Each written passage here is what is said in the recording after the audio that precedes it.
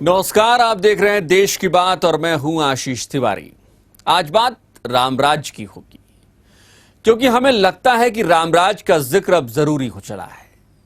आज जिस रामराज की बात हम कर रहे हैं वो नमक के रास्ते आया लगता है। एक थाली है, नमक है और कुछ बच्चे हैं।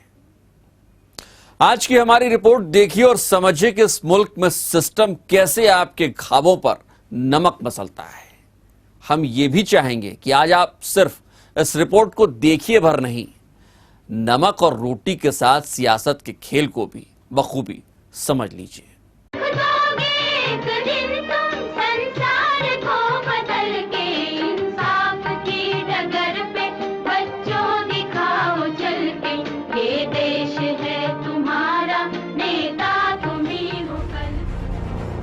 क्या खूब राम राज्य आया है।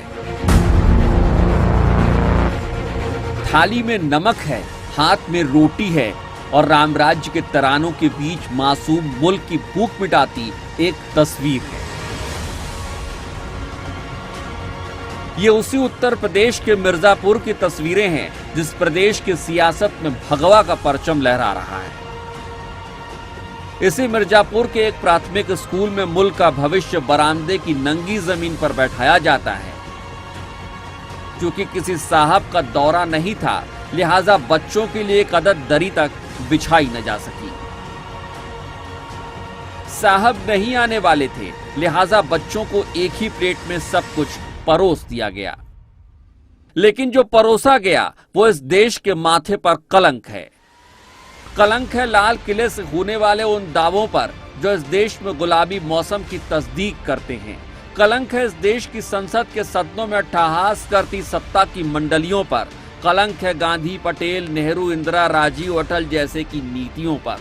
क्या हम अपने नौनिहालों को नमक और रोटी का भविष्य देने के लिए जिंदा हैं?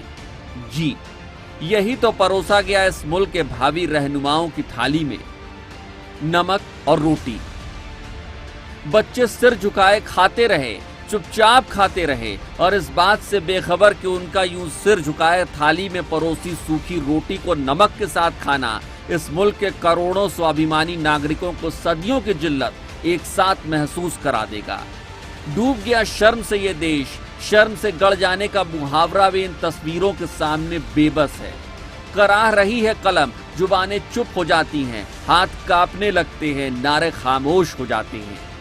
कैसे कहा जाए इस मुल्क की इस बेबसी को कि 21वीं सदी के नए भारत में देश के सबसे बड़े सूबे के एक प्राथमिक विद्यालय के बच्चों का मुस्तकबिल नमक और सूखी रोटी है। ये वही नमक है जिस पर गोरी हुकूमत के एकाधिकार के खिलाफ 1930 में गांधी ने सत्याग्रह किया। मुट्ठी में नमक उठाया और चूर चूर कर दिया अंग्रेजों का दंभ। लेकिन इस मुल्क को क्या पता था कि गांधी ने जिस सफेद नमक पर भारतीयों का अधिकार साबित किया, उसी की कालिक अंग्रेज नहीं बल्कि हिंदुस्तानी ही हिंदुस्तानियों के मुंह पर मल देंगे।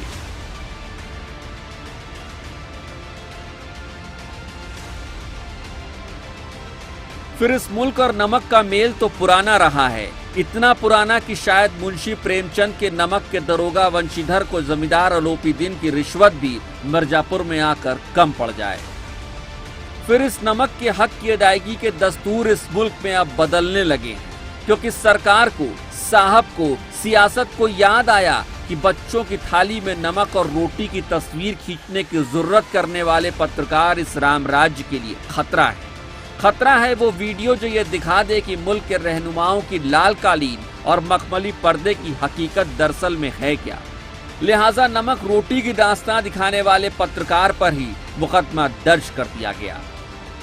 31 तारीख की रात को इन्होंने हमारे खिलाफ मुकदमा दर्ज करा दिया। नहीं, यहाँ की हेडमिस्ट्रेस के बारे में मुझे पूर्व में भी शिकायतें मिली थी और इस पे गंभीर कार्रवाई होगी। जी, यही तो है रामराज्य। जब सियासत को लगे कि नमक रोटी खाते बच्चों की तस्वीर से उसकी छवि खराब होती है, जब उसे लगे कि पत्रकार ने नमक रोटी खाते बच्चों की तस्वीर खींच कैसे ली, सियासत ये मान ले कि वो जो कर रही है वो भूतो न भविष्यति है, तो मान लीजिए कि रामराज्य आ ही गया। क्या फर्क पड़ता है कि आप जय श्री राम बोले या फिर हे राम।